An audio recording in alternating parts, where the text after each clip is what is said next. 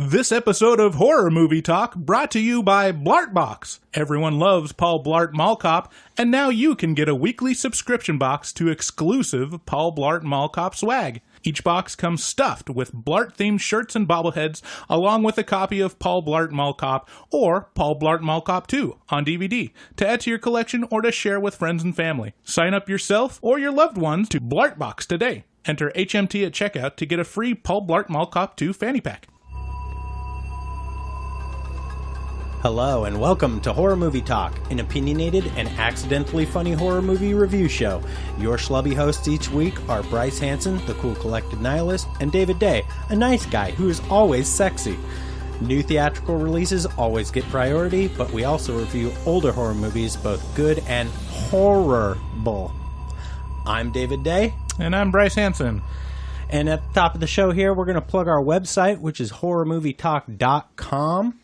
Check us out on there. We can stream directly from the site, or you can, use it to link to iTunes or whatever you listen to. Check us out on social media, Facebook, Instagram, Twitter. We post new episodes every Wednesday, so you should subscribe to us and leave a review on iTunes because it really helps us out a whole lot. Today, we will be talking about The Predator, which is actually one of my very favorite movie franchises. We'll start out by giving an overview of our review and our score for the movie. We score based on a scale of 1 to 10, 1 being a miserable dredge of a movie that you definitely don't want to see. 5 is totally average, nothing great, nothing terrible. 10 is a movie that transcends the boundaries of just being a horror movie, and it's just a great movie. Right. Yeah. I think I go off of like how I feel when I leave the theater. If it's a 5, it's exactly what I expected. It's like, yeah, that's what I expected from a movie. And now I'm going home, and I'm not going to think about it that much afterwards. Yeah, it's probably the most forgettable movie because you'll remember the terrible ones, or at least I do, because they make me a little bit angry. To the point that I'm like, I have something against it. I'm holding it against it. So after we give our score, we'll get into spoilers and we'll take a deeper dive into what we liked and or hated about the film. If you check out this review on our website, we have it all time stamped out. So if you want to watch the movie and you don't want to hear spoilers, you can just skip ahead to the next segment by using our nifty legend that we will provide you. Later in this episode, we will be doing some bits, taglines, and horror movie news. So thanks again for listening, and let's get into the show. So as I said, we went and saw The Predator, and goddamn, that movie was fun. Was that just a tremendously fun movie? Yeah, it was great. I had a lot of preconceived notions going into this. I thought it would probably take itself pretty seriously because all the previous ones did, but it didn't at all. And it was a straight up 90s action movie. It was very reminiscent of just dumb stuff happening, but for some reason it's just acceptable.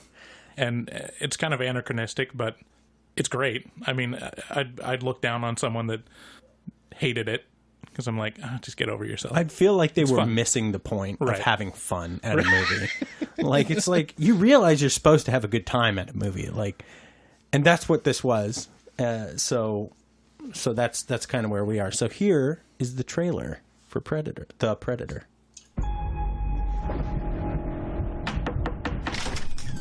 May we have a word? Let me guess. He's done something crazy.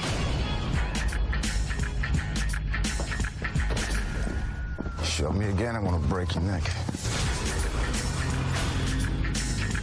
Welcome to the Looney Bus. McKenna. Nebraska Williams. That's Coyle. That's Lynch. With Merks. Why are you here? I don't think you believe me. Come on, man. I had a run-in with a space alien.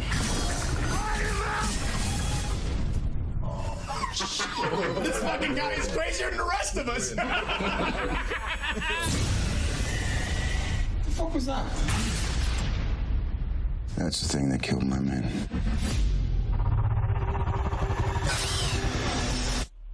Alien. Guess who's back? It ain't a fucking question. Can't go live by when the presence of a living legend. predators.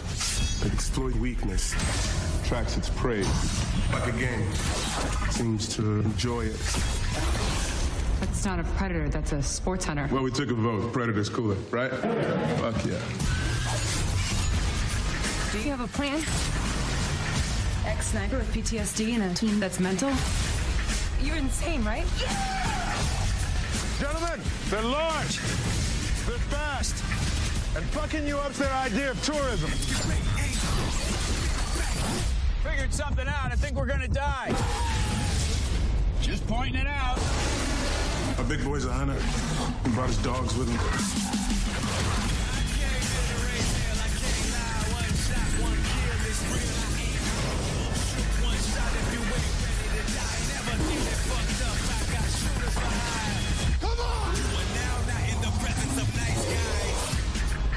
The Predator. Only in theaters, September 14th. So The Predator can be found in theaters right now. As you're listening to this, if you're listening to this on the Wednesday that we're releasing, it came out just this previous weekend, was opening weekend. And so kind of a rundown of the movie. The Predator is set in the current day and follows our elite sniper protagonist, Quinn McKenna. That's a badass name. Quinn McKenna. God damn it, McKenna. Get into my office. You really done it this time, McKenna. Who's played by Boyd Holbrook, as he is hunted by, and as he hunts, the Predator and the U.S. government, respectively. He's kind of an in-between character that's at first employed by the U.S. government, and then he's seen too much once he's seen the Predator. McKenna makes his first he's the one who makes first contact with the Predator, and throughout the movie proves himself to be a worthy opponent. The U.S. government wants to get their hands on the Predator and all of its sweet Predator technology. And they obviously don't want any witnesses or loose ends like McKenna hanging around. So they're basically they're looking to get rid of him. And so the government briefly employs the help of biologist Casey Brackett, who's played by Olivia Munn, who is infatuated with what she sees to be, as a biologist, the most fascinating biological specimens she's ever laid eyes on. So eventually, McKenna and Casey team up with an unlikely band of armed forces men who need some serious psychological help. They're all psych cases, right? So they have PTSD. Some of them have been, overtly violent towards their fellow servicemen. They're all veterans, and they're all on a loony bin bus with McKenna. That's how they all meet. So anyway, McKenna and Casey, Boyd and Munn, they team up with this ragtag team of psych cases who include Nebraska Williams, a character who is played by Moonlight's Trevante Rhodes, and Coyle, I think was the way they said it. Coyle. I'm terrible with names. I don't remember any character names at all. Who's he will be from now on be referred to as Key from Key and Peele. Yeah. He's Keegan Michael Key. So they all team up together to fight the U.S. government and the two factions of warring predators who arrive on Earth at about the same time. An important thing to note about this movie, just from this point on, this is not technically a horror movie. It's not mostly a horror movie. It's not at all. At one point, I leaned over to David in the theater. I'm like, should we even be doing an episode on this? And it's one of those where you filter on Fandango upcoming movies and it lists Predator. And I know David's like a huge Predator fan. And so I was like, all right, well, we got to go see that. But upon watching it, it's like The Little Stranger, and it's only about 5% horror movie. The rest of it's just straight ahead action. There's some moments of suspense towards the end when they're actually being hunted and not chasing after the Predator or being chased by the Predator. And then there's there's sci-fi elements and kind of monster movie. Oh, I have a way to justify us reviewing this movie, which is it does predominantly feature monsters, right? It could be a monster movie. It has plenty of intense gore. Yeah, that's right. It's part of a franchise that has horror elements and has been known to be, suspenseful, thrillery, scary. Right. As you said, sci-fi, obviously. Pretty much any movie that cuts someone in half Yeah. and has their entrails fall down is, I mean, you got to say that's a horror movie, Yeah, right? when you bathe in the entrails of another of another being, I'd say that's while this isn't a horror movie, the fans of horror would love this movie, in my opinion. Okay, all right. Anyway, so if you are looking for something scary or spooky, like this just is not that. This is a action movie primarily, a funny action movie, and it does not take itself seriously. It is incredibly irreverent and offensive, and but if you're looking for a really fun time watching a movie and like some gut laughs, this is something for you. Now you got to remember, I'm a big fan of this franchise. I've read a decent amount of Predator comics and books, and I've seen all the movies many times. And so my score is 8 out of 10. But I honestly feel like if I weren't a big fan, I would still give it that. It was just it's not based on the fact that it's really a Predator movie. It's just based on the amount of fun that I had. Right. I give it like a 7 out of 10. Just because it's not a fantastic movie.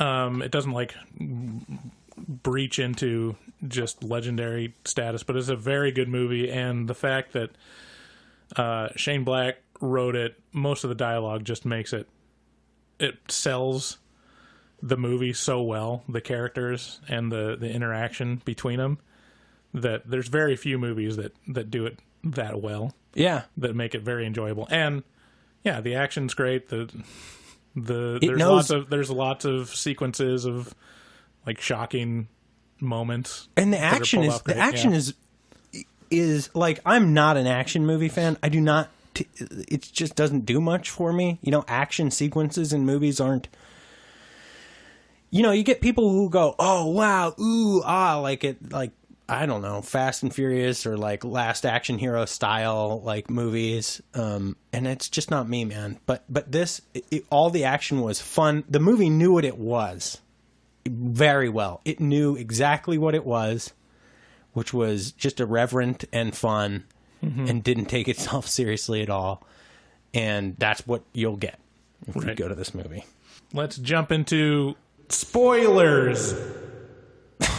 Using a different effect every time on this. Yeah, it works. Anyway, so spoilers. If you're not interested in learning anything else about this movie before you watch it, don't listen to this and I would recommend not listening to this if you haven't seen it yet, because you should go see this movie. It is a good time. So first of all, this movie, as Bryce alluded to earlier, this is directed by Shane Black, who I don't know much about. But we were talking, I think, during the movie or after the movie, and Bryce had some ideas and opinions about Shane Black and his previous work. He told me that he did Lethal Weapon 1 and 2. Yeah, so Shane Black is known as the buddy cop movie guy. He's just really good at having witty banter and writing a fantastic buddy cop movie. So he wrote I think the first 3 Lethal Weapons. He did Kiss Kiss Bang Bang, which David hasn't seen, which is fantastic. But if you watch it, it's just Val Kilmer and Robert Downey Jr. at their prime. Just most sharp. Virile. It's great. Shane Black also did The Nice Guys, a more recent movie that I love that movie. I thought it was great with Russell Crowe and Pretty Boy. What's his name? Gosling. Yeah. The Goose. Is it Gosling or is it Gosling? I don't know. Is it a Z or an S? I don't care. And also Shane Black was in the original Predator. He's one He of was the, in it. Yeah, he was Yeah, one of the yeah. actors, and He from was one of the guys who got killed off. Yeah. I think he got killed first. right, and he, it's rumored that he was kind of there to also punch up the script. And there's a couple moments in there where you can pick out in the original Predator, like, oh yeah, I bet Shane Black wrote that. But the point is, this movie is it knows exactly what it is, and it is Yeah, it's fun and funny. And I'll say at the top, it is very beneficial if you see this with someone drunk in the theater. oh yeah. Oh my gosh. When as soon as the lights dimmed, up in the upper left corner of the theater, I hear 3 cracks. Yeah. 3 beers just crack. Yeah. And I'm like, okay. Just the loudest cracks. I'm pretty sure they pre-gamed it for a little bit. And I knew as soon as I saw those guys, I was like, well, this is going to be whatever this is going to be. And like, something's going to happen, and it's going to involve these guys. They were having a great time. Yeah. And it helped the experience overall. But I think everybody in that movie, in that theater, was like, because this was Thursday night of opening. So Right. everybody who was there was very intentionally there, and everybody wound up having a great time. Yeah. The casting was awesome. Yeah. In this movie. Not a lot of knowns or people that I've seen in lots of movies. What are you talking about? You got Olivia Munn, you got Moonlight, and then you got Key from Keegan Key. Yeah. We've got Theon Greyjoy. Oh yeah, from Moonlight. No, from Game of Thrones. Don't you watch Game of Thrones? No, I've never. Oh, man. I watched a few episodes because under duress. Okay, well, the guy that plays Theon Greyjoy in Game of Thrones is in this, and he's got the most... Like, every one of them is very 90s action movie, ragtag team, stereotypical labels, Yeah, this was a strange and fun return to 1992. But the Theon Greyjoy did not really have that. It was like, I don't know what they're going with him. He knows magic? I don't know. Didn't really come up. Was he the Jesus freak? No. The Jesus freak was like the guy that looked like a Native American. Yeah, so there was a bunch of characters in this, and they were all Yeah, we can go over them. There was the guy with the Tourette's syndrome. Right. He had Tourette's, and he would, stutter and do funny Tourette's things. Ha ha ha. There was the badass that was suicidal. Right. There was Keegan Michael Key, which was the comedy element, comedic relief. Yeah, there was the Bible thumper. Then there was, like a dude who knew magic. But it wasn't even a thing. It was like they said something about him. Then he also did a card trick, and like they all felt like ex-army vets, right? And kind of down on their luck and kind of out of their mind a little bit. So Holbrook, whatever his name is, the main character. I was trying to McKenna. Boyd Holbrook. McKenna. I didn't really recognize him, but to me he looked like a mix between Dolph Lundgren and somebody much dopier than Dolph Lundgren and Paul Walker. Talking about 2 very handsome men. I know. And this dude is lesser of he's not as pretty as them, but he's got like just the facial features of a giant Russian but on a smaller frame. Yeah. Which is kind of, I don't know, surprisingly average looking, I guess. Yeah, he was just a guy. Yeah. He didn't have quite the charisma that Schwarzenegger did in the original. That's definite. Yeah. Like he had charisma, but not enough to carry a movie necessarily. It'd be hard to have as much charisma as Schwarzenegger. Right. Dude's a walking palace of charisma. Right. I loved I love so much about this movie, and like the blatant product placement. Don Julio was just like remember, like I'm thinking back to the most blatant product advertisements that I can recall in movies, and Wayne's World is one of them, where they literally are just holding like a can of Pepsi and they're like, Pepsi. And this had 2 moments like that I can recall. and one was Don Julio, and another was Indian Motorcycles. Yeah, Don Julio was the most blatant out of both of them. It was like they moved the bottle to. It was almost as if they put the bottle down on the table, and the label wasn't quite facing the camera squarely, and then a hand comes in back into frame and like squares it up with the camera. Right. It's like, oh, by the way, this. Yeah, and like it's one of those things where in actual advertising of liquor, you can't show them on TV drinking it or enjoying it at all. Right. And so in this product placement, they got the money shot of just him like,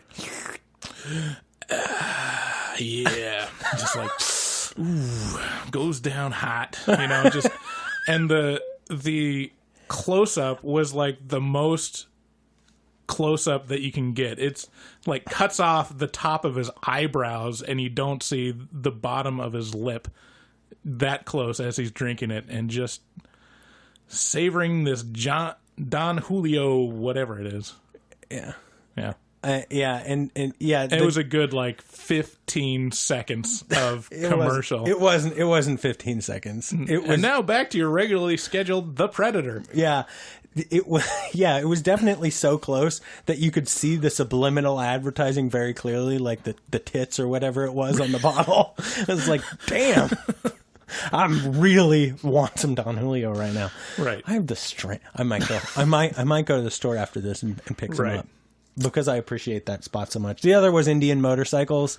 They ride in inexplicably. Where did they get those motorcycles? Oh no, that was the best. That was one of the best callbacks of the movie, because they look over, and what's his name? There was so many callbacks in this movie. There were so many shout outs to the original. It was great. Yeah. So Nebraska looks over and says, "Get to the choppers." Oh yeah, that's right. I forgot all about that. I'm sorry. I spiked our. That's all right. Okay. Yeah, so I mean, they do that. The other callback is Olivia Munn says he's a beautiful son of a bitch or something like that. Yeah, what a beautiful son of a bitch. Yeah, instead of ugly son of a bitch. And boy, the musical score was the same as the originals. It all tied back. There was a lot of effort to tie it all back into the original. This was a labor of love sort of thing towards Predator and Predator 2. Mm-hmm. Let's see here. Autistic. So how did that make it in there? I don't remember writing that. No, I put some stuff in here. Okay.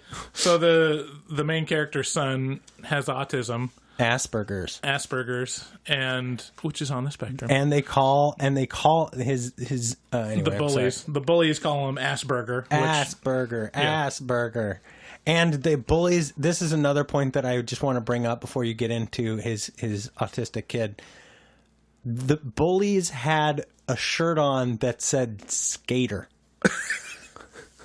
It was great. It was generic bully t-shirt. It was like a nod to how generically bullyish this bully is. I wonder how much that is Shane Black just, hello, fellow kids. Yeah, it felt like a hello, fellow kids nod. That also, from the bullies, came one of my favorite lines, which was out of place, was, looky, looky, Lou. These 10-year-old bullies go to this Asperger's kid and go, looky, looky, Lou. Like, what? Yeah, where are you coming at? Where are you coming at me with this 1950s shit? What kid is going to say looky, looky, Lou when he's about to be a predator? Yeah.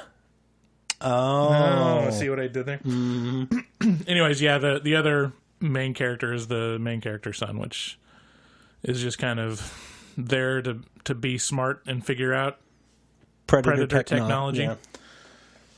About 90% of the time he's on the screen, he's wiping his nose, so that's his character trait, is that he's got post-nasal drip. He does not make eye contact very intensely. Someone coached this young actor and said, whatever you do not make eye contact with anyone, ever. Right. and then that became the most obvious thing that he did throughout the movie. It was almost, I mean, it was a little distracting, Right. But you know, There's one thing. So the father, Boyd Holbrook's character, Quinn McKenna, mails.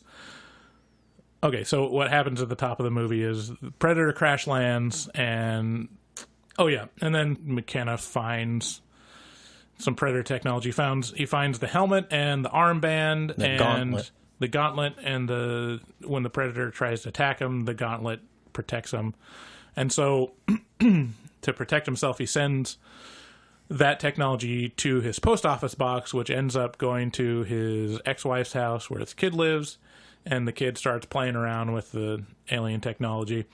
And I gotta say, that was one part that kind of brought me out of the film. That helmet and that gauntlet looked like the most prop-tastic prop I have ever seen. It was like, wow, that looks like it's a piece of plastic that he's holding up. It did. It reminded me of, do you remember that movie Toy Soldiers? Yeah. It reminded me of the Toy Soldier toys. Mm-hmm. Not exactly claymation, but also like not, it was just oddly out of place looking. It looked like a hard prop. Yeah, it's one of those things where when you watch a movie, you don't realize it's a prop, and then you see it in person, you're like, oh wow, that looks like a piece of shit. Like I had no idea it looked this dumb, because they kind of light it a little dark. There's more shadows. They put a little glint. They really polish it up so it's the thing, or they put lights on it. And you're like, wow, that's fantastic. But this just looked like someone's really good cosplay helmet, and the gauntlet was less bad, but still not incredibly impressive. But yeah, that took me out a little bit. And then why don't you tell us about Dr. Brackett's introduction? Dr. Brackett, was that Jake Busey? No, that's Olivia Munn. Oh, yeah. But by the way, as they're introducing Olivia Munn, who's a biologist who the U.S. government, I don't know why they're bringing like an outside person into this secret government facility to see this. No, they explained. She wrote a letter to the president saying, if you ever have alien technology, I would like to work on it. Yeah, that doesn't explain anything. That almost sounded like a joke to me. Yeah.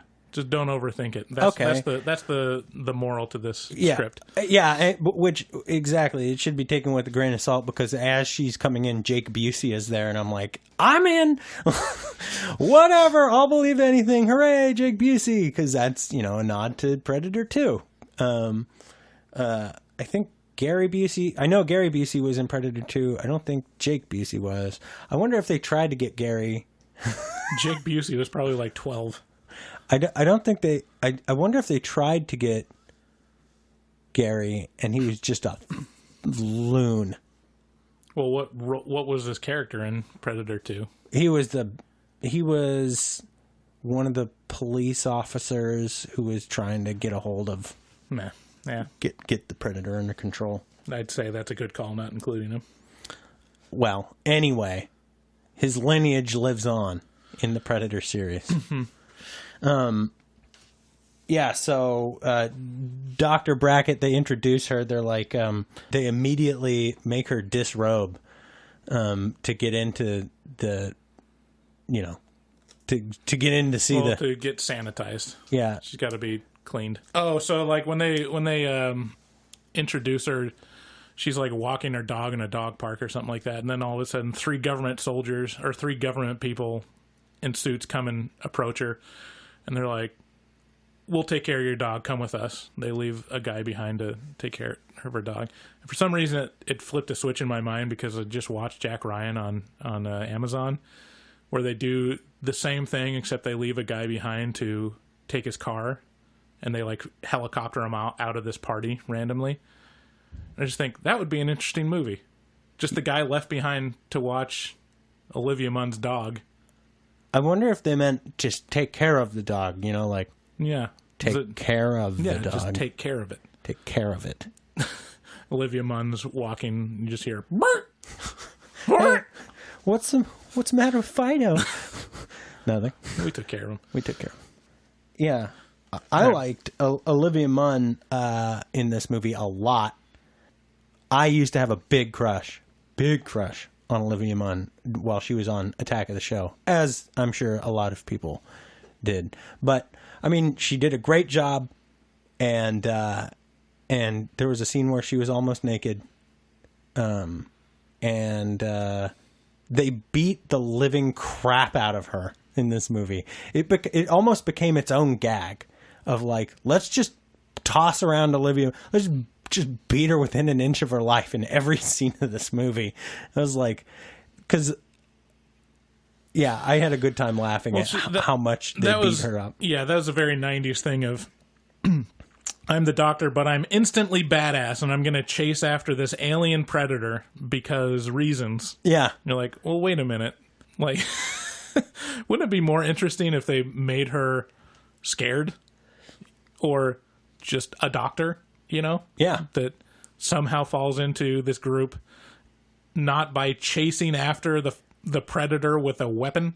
No, that really slows the juju down. Yeah, I guess. I mean, immediately upon the predator leaving, she picks up, it's a gun, but it's a tranquilizer gun. Yeah.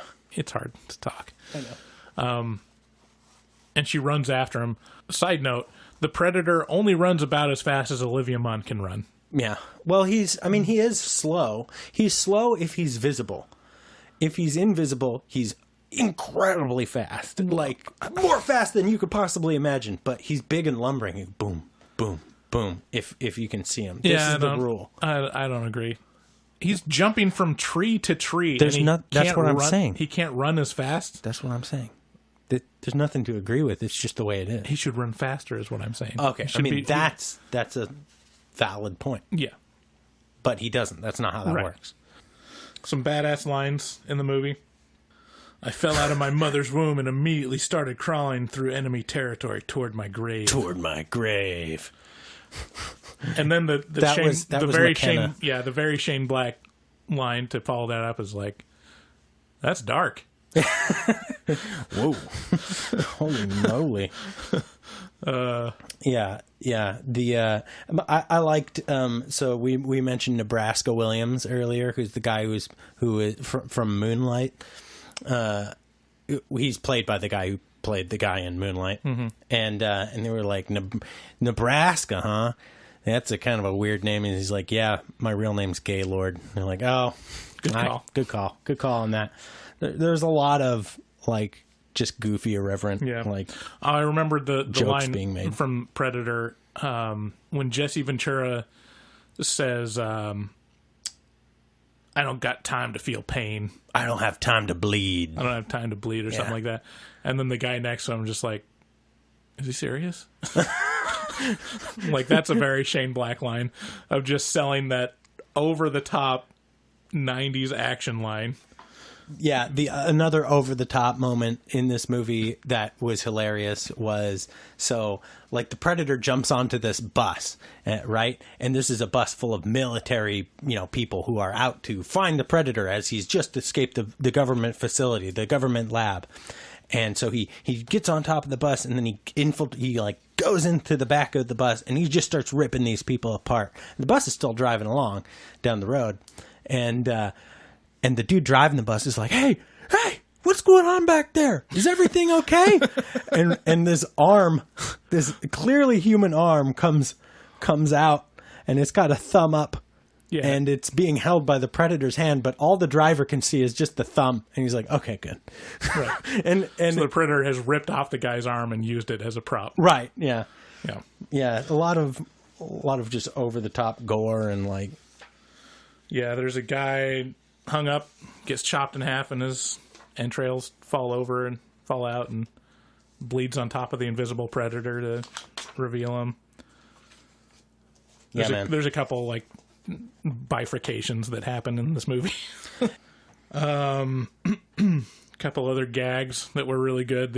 When she arrives at the secret, when the Dr. Munn arrives at the secret lab, she goes into this room, and to me it was very Men in Black, where the entire room was the elevator and it just starts dropping down. Yeah, it was exactly Men in Black. And they made the reference that everyone was going to mention. The guy in the desk started giving the Disney's Haunted Mansion spiel of that room. It's like, what's going on? Is this room you getting longer or stretching? are we getting smaller? And the guy's like, every time. Are you fucking serious? Are you going to say this every time we go down? It was a great, we take this room down from, yeah. But yeah, I should mention this movie was set during Halloween, and that's one thing that I thought about this movie. Like in the upcoming part, the question that will be asked of one of us is, who would like to see this movie? Anybody who's like pre-gaming for Halloween. This is a blast for like the month of September, October, where you're gearing up for fall and like getting ready to watch the marathons of horror movies or whatever. This is just a great breath of fresh air to watch between something really horrifically serious or terrifying. Mm-hmm. Yeah, the Predator it stays true to its Predator roots throughout the whole movie. He has his code of honor in his hunting methods. He doesn't hurt unarmed or non-violent, bystanders, which he actually... Oh, no, that was always his deal. In this movie, Predator is almost... One of the Predators, I should say, is almost on our side. So there are 2 Predators in this movie. That's it, 2. And then 2 Predator dogs as well. Yeah, which are criminally underutilized. Yeah. They show up and do almost nothing, and one of them is exploded, which was a great scene. Yeah. And then the other one gets shot in the head, which just basically causes brain damage, and it follows him around and does nothing. Turns him into a regular dog. Right. And so it just brings the characters explosives when they need it. Yeah. At the right exact moment. He becomes, a delivery method for whatever you need. He becomes the skeleton key of the movie. Yeah. It's like, whoa, do you need a way out of this? I'm going to burp up a grenade. Blah. Right. But yeah, I thought they could have done some... I wonder if there was stuff cut out with the Predator dogs, because I'm those sure things there were awesome. Yeah, they were pretty cool. But, so there were 2 Predators. There was the Predator that gets here first, and he is on our side. When I say us, I'm talking about humanity. He was bringing, as it turns out, big time spoilers here, he was bringing a device to humanity that will protect us from the big predators, the big ones, the scary ones. So isn't that part of the lore that the predators, the ones that came here, were kind of adolescent predators? Is that right? Am I remembering that right? Yeah, it's like a rite of passage sort of thing. Right. To come here the adult predators are, I'm assuming, like that big ass predator. Nah, there's all kinds of different tribes and like factions, and this is, it turns out, the faction of the bad guy predator in this was, he was looking to add to his, he's a collector of genetic material, of genetic traits, right? So he'd go around the galaxy looking for all the best species from which to pull their genome and then modify his own genetic code to give him super awesome traits, right? So that scene where Olivia Munn's character discovers that there's human DNA in the Predator, was that the first Predator or the second one? Because I thought that was the first one. That was the first one. Okay, so that's just a thing that they hunt. They hunt apparently the apex predator on any planet, and then they add their DNA to themselves. Yeah, as far as I know, that's a new addition to the storyline. This genetic modification thing. If somebody else knows more than me, I don't suppose to know a tremendous amount about Predator lore. I just, just read all the extended universe material. No, I haven't, though. There's a lot of books. And some people are way deep into them, and I'm not one of those people. I've read like 2 of the books. I've read a lot of the comics, but the comics don't really go into that. Yeah. So the big predator is chasing after the little predator, and at the very, very, very top of the movie, there's a space chase, and little predator goes through a wormhole. Yeah. And then he crash lands on America or whatever. America. No, it was Mexico. And the big predator is coming to find all the technology and find the ship because there's something on the ship. And so you don't see the ship after the first part, and I assumed it like crash landed into the sea or something. But at the end of it, they track it down using Captain Asperger's, and they find that it's just sitting there. It's just sitting outside. Parked. Right. It's like, no one saw this giant spacecraft crash land here. Like no one was curious to go look at this giant meteor. Here it is. Spaceship looking thing crashing. It's not hidden at all. Yeah. They just go to it at the end. Like, oh, here it is. It's right there. It was right there. I parked it. Yeah. It's over here. Yeah. I got it. Boop, boop, boop. Boop, boop. So just in case you want to hide an advanced alien technology, just cover the first 10th of it with some foliage. Yeah. Foliage. Foliage. Foliage. It's foliage. That's what I said. Foliage. Yeah, let's see here. What else do we got? Predator communicates through translator. Yeah, that was kind of lame to me.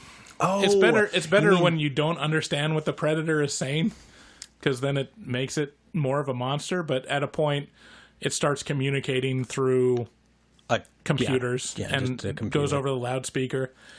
And I thought, if it were me as a director, I would have made that voice the most prissy or out of place voice for the predator, like that dog from Up. Right.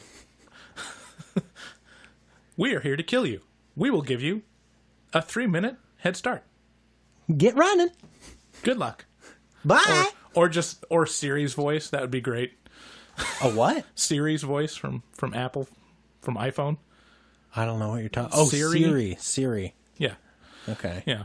Or like the Google Home voice, some kind of automated GPS voice navigation. Yeah. Have that talk through it, because it was. Oh, that'd be great. That'd be fabulous if it was like Alexa or something like that.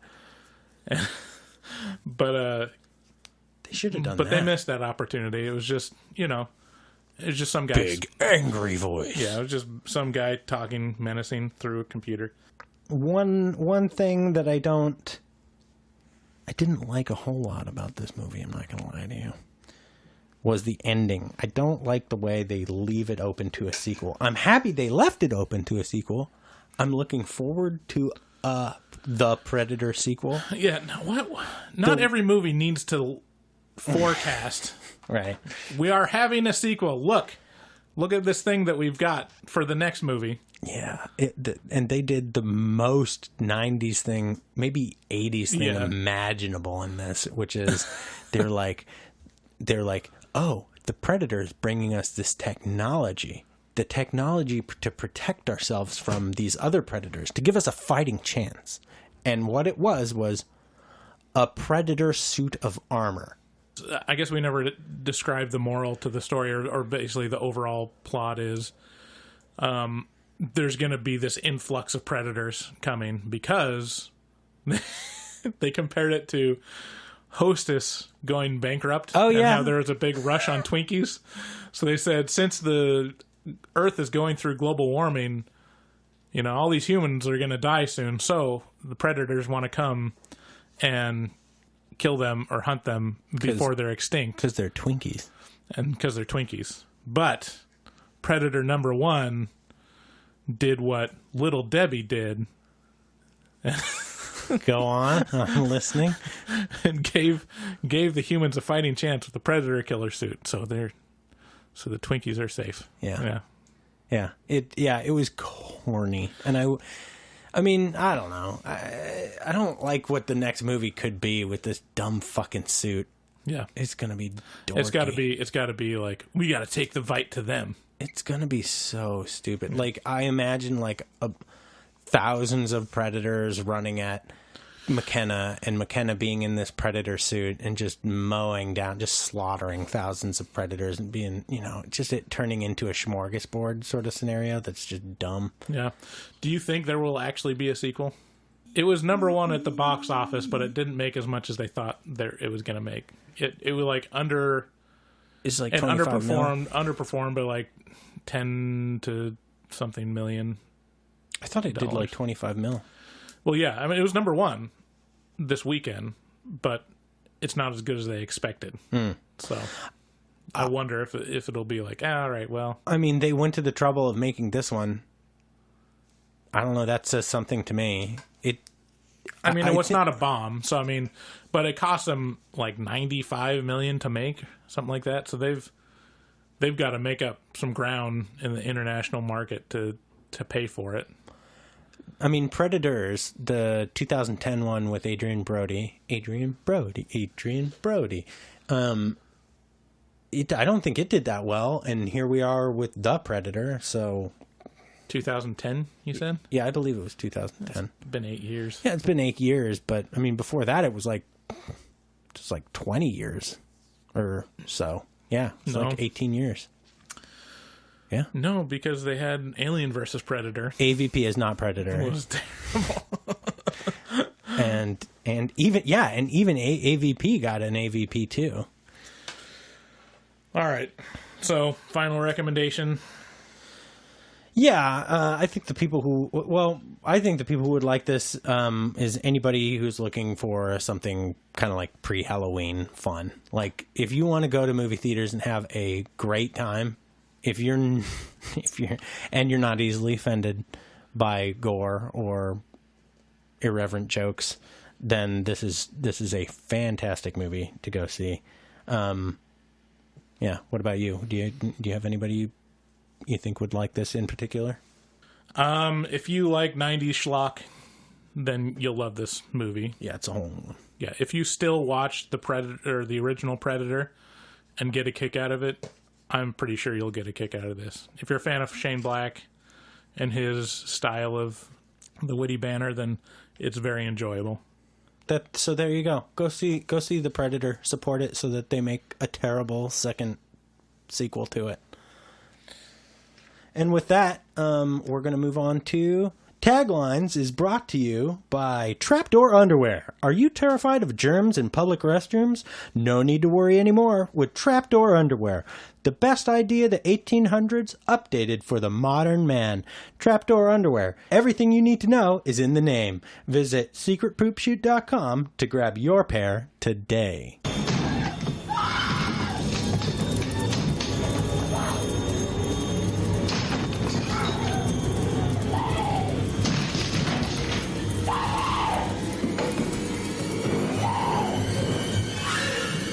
Here's Taglines.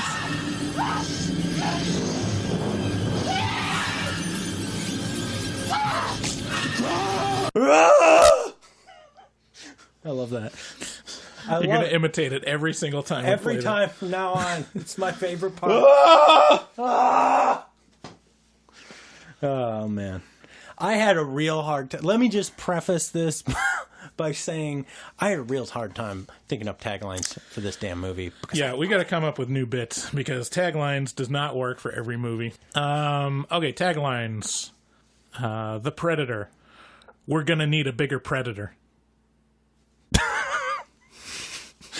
He looks Shrug. He says it and then straight faces me for like 1 second, and I'm just straight facing him back, and then he makes his goofy shrug and he's like, "Yeah, okay, we're gonna need a bigger Predator." I think I've used this before, so this is. I've recycled a couple on this round. This is a recycled one, and I feel filthy. I feel so gross. I wish I may. I wish I might. Oh no! Kill this prey I hunt tonight. But it works, though. It works. That would fit on a poster. Right. It's better because you don't go for like another 3 lines this time. Yeah. What was the other one you did it for? I don't want to talk about it. Okay. The Predator. Hot Predator on Predator action. Oh, that's recycled. Yeah, that's definitely recycled from last time. Okay, here's one. To win this genetic lottery, you better be, air quotes, special.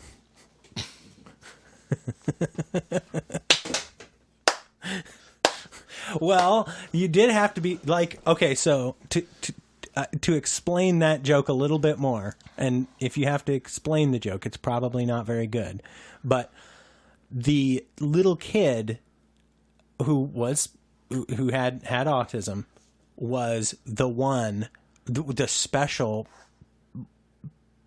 example of the species that the big predator wanted to add to his genetic collection. We didn't touch on that in the spoilers, but yeah, there you go. Oh shit. It's not. Now that's part of the spoilers. Oh God. No. What have we done? Okay, the Predator. The scariest predator since Shane Black's friend. Oh no. I wish. Why did Shane Black do that? Yeah. That was a bad idea. Okay. The real predator is the critics. They're slaughtering this one. Okay. The Predator. Hunters. In space! In space! All right. That's all I got. Okay, one more. The Predator. Ripping spines and taking names. Ooh, I like that. That actually works. All right. Let's see here. Let me just get my notes. It's Horror movie news.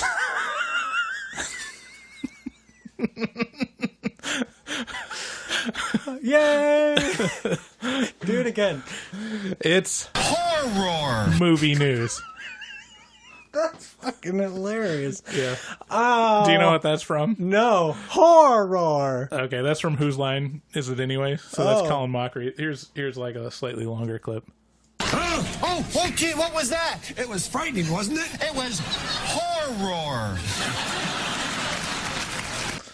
It's one of the infomercial bits. That was fabulous. Yeah, I whenever I listen to myself read the introduction or say the name of the podcast, Horror Movie News, Horror. I just realize how mealy mouthed and mumbly I am, and so I'm like, how do I say that, enunciate it better? And I always come back to Horror. welcome to Horror. Movie Talk. That's great.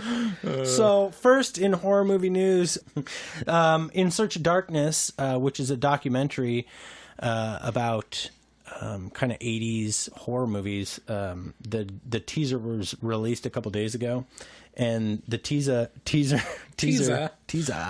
for the doc begins with some vintage footage of TV journalist Bob Walters asking, in quote, mutilation, decapitation, torture. Does that sound entertaining? And to us, that sounds absolutely. like. But she was doing like a expose on like how terrible horror movies are, and that's how this documentary starts out. It was the 1980s was kind of like a weird time, but we did get, in my opinion, most of the best horror available. The most iconic horror. Well, iconic and a lot of the best. Like, I think the two decades that have been most kind to horror are the 80s and the decade we're currently in, 2010 to now. What is this? The teens? I don't know. What do you call this? Teens. Teens? Okay. Yeah, I think those are, I mean, for the bang for my buck anyway. Yeah, I think there's a case to be made for the 60s or 70s. It doesn't. I kind of I think even the 80s takes the cake for the genre. For a while, just because there's so many franchises that either blossomed in the 80s or originated in the 80s. Yeah, and then the 90s just got played out with all those franchises. Yeah, it was the. It's a bad sign when the biggest franchise in the 90s is basically a parody of horror movie franchises. Scream. Yeah. Yeah. Ugh. Boy. The first Scream, great. I loved it. Don't get me wrong. Meta. Super meta. But there's lots of good stuff in the 90s, though. I think there's hidden treasures in the 90s. Oh, yeah. There's plenty of stuff. I'm not saying it's bad. Stuck their noses up at horror at that time. Now we're getting into the more intellectual horror this decade. which is exciting. Yeah, so check out the teaser for In Search of Darkness. They touch on a lot of like classics like Nightmare on Elm Street, Michael Jackson's Thriller. They go into clips from Halloween 2, Chud. Chud. I remember being a little kid and walking through the movie rental store and seeing Chud, the box for Chud, and just being like, Jesus Christ. That sounds scary. They got clips of The Fly, Child's Play, Creepshow, Evil Dead 2. Yeah, so check out that trailer. I thought it was interesting and fun. And that'll be a fun doc when it's released. Yep. I had a couple things on here. So, Venom receives a PG-13 rating. That's a super bummer. Yeah, that's kind of disappointing. I did not know it received. I thought they were going for a hard R. Right. I thought they were going for a hard R. Yeah, that's a bad sign in my book. Yeah. If you market it as a straight-up Venom movie with it looks like even carnage in it, and they're going for PG-13. It's like, oh no. I thought they were I mean, they're talking about like showing Venom threatening to eat spleens and stuff, and that just means you're going to get blue balls because you're never going to see Venom eating spleens with a PG-13 rating. Yeah. I don't know. That's disappointing. I read that Arnold Schwarzenegger. I should have included this in our notes, but Arnold Schwarzenegger chose to do Terminator 6 with James Cameron instead of The Predator. Oh. Yeah, so he had Shane Black had written a small bit for him in the movie, but he decided not to do it because it wasn't a big enough part. I almost wonder, the part that I thought they would have brought him in for. All right, spoilers for a second. For The Predator, at the very end, when they're like, oh, he brought us. It's translated as the Predator Killer. I thought it was just going to reveal Arnold Schwarzenegger at the end. Yeah. That'd have been Predator good. Killer. Like, they could have kidnapped him and tried to take his genetic material. See, this is surprising news to me that he would have turned down a small spot in The Predator, because like now Schwarzenegger's all about the small spots. Like, he's all about the community and stuff. Like, he jumps in on Reddit threads all the time. He cares so much about his fans. He seems like just a legit, like, cool dad kind of guy. I don't know. If you think about the movies that when he was in the last Terminator movie, he was still the main. He's definitely character. He's definitely AAA. But yeah. I mean, he does things like that series of action movies where it's like every action movie star is in them. Jason Statham, the Indestructibles or whatever it's called. I can't remember. The Expendables. The Expendables. Yeah, I mean, well, I don't know. I guess if he wasn't in those, that would be such a glaring omission that they probably made up for it. And I think he's one of the producers of it too. So. Oh yeah, that makes sense. Him and Stallone. Yeah, I mean, it was obviously a good call to work with James Cameron over Shane Black. It's a no-brainer. I don't blame him. Next, It Part 2 will feature the crazy expanded mythology that's in the book that the other adaptations have kind of glossed over. If you read the book, you might know what I'm talking about, but just basically a lot of the interdimensional stuff and mythology that's kind of kooky. They're going to try to integrate that into the next part of the movie. I don't want to go over it too much because it's got spoilers, but sound like they're trying to tackle that. Jordan Peele is in talks to remake Clive Barker's Candyman. Ooh, baby. Yeah, I'd totally see that. Yeah, me too. Candyman. Candyman. Candyman? Was it 4 times? 5 times? How many times you guys say Candyman? I don't know. Yeah. And also last bit, The Conjuring 3 is expected to begin production in 2019 and premiere in 2020. The Nun has knocked it out of the park, had the largest opening weekend for the series to date, and so far, as of today, it was $150 million total box office. I've been thinking about The Nun ever since we watched it last week, and the more I think about it, the more angry I am about it. Like, Really? Yeah, because they could have done so much that, like I said in that episode, that's like the most memorable, most effective bad guy ever. Like, not ever, but certainly recently. Like, right next to Pennywise. Yeah. Like, just killing it on being terrifying. And No, nothing evil here. We're Peachy Kane. that's a Mother Superior from The Nun. Yeah.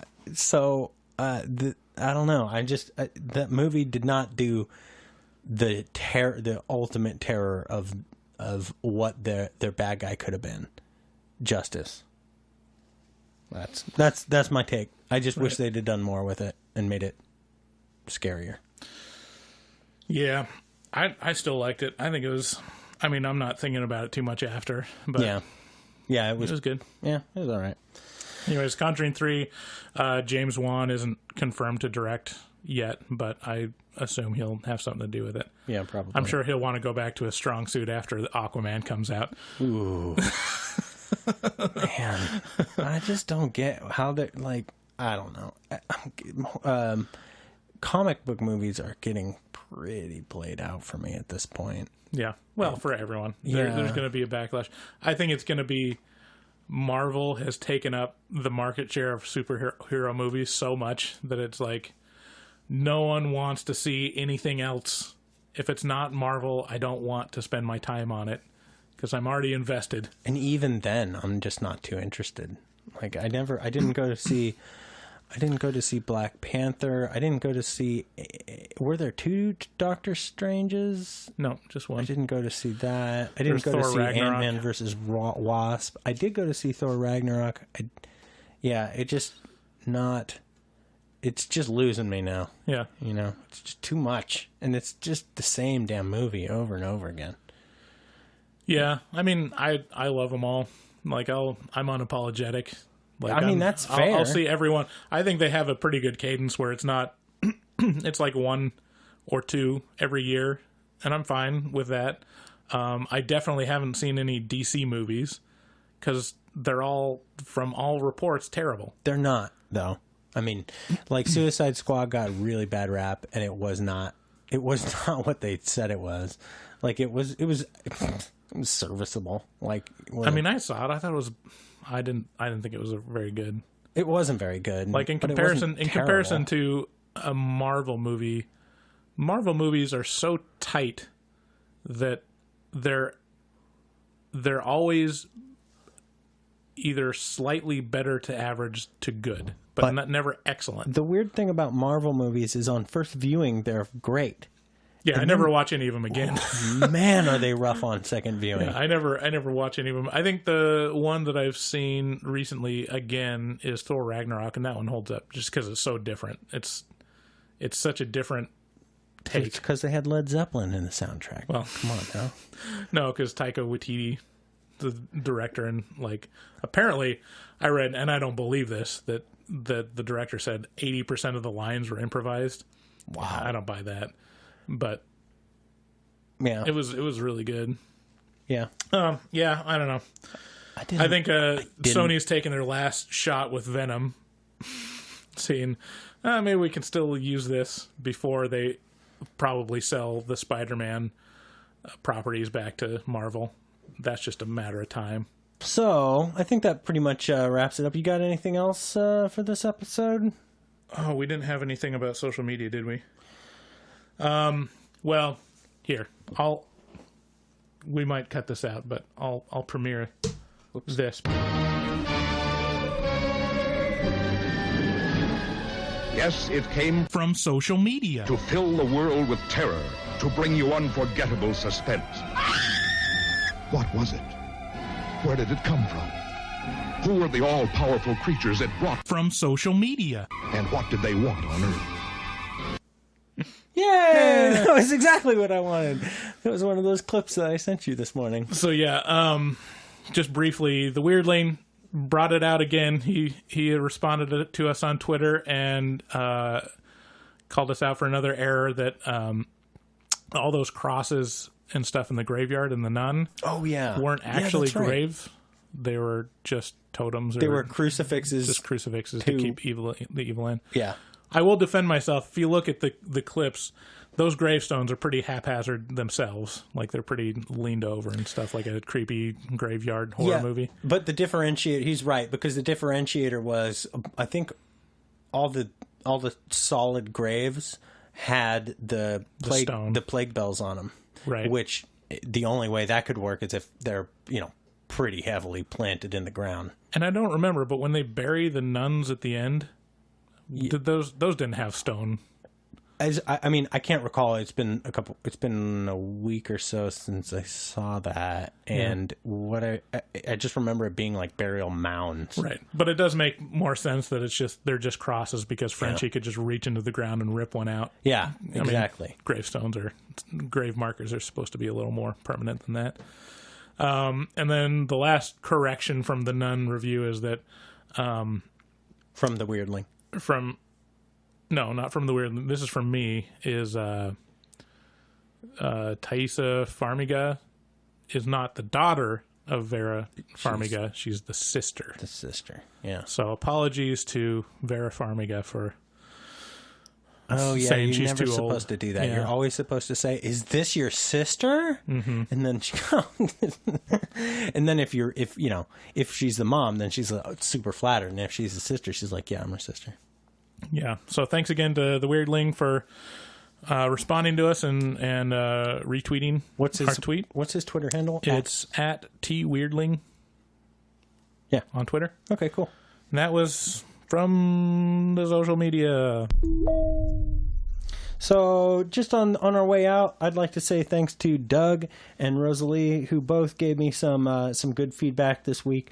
Thanks to anyone who gave me Fandango or Regal Cinema gift cards in my life, because I'm cashing those in now a lot, and they help. So when you're still getting a card from your parents and it's got a little Regal Cinemas little love in there, it's like, yeah, I'll take that.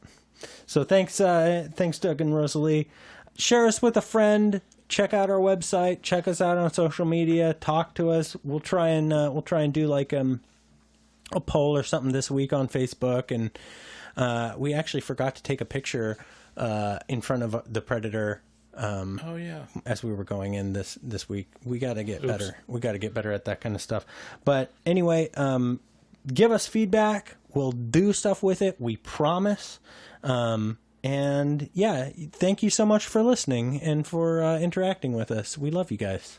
This was Horror Movie Talk.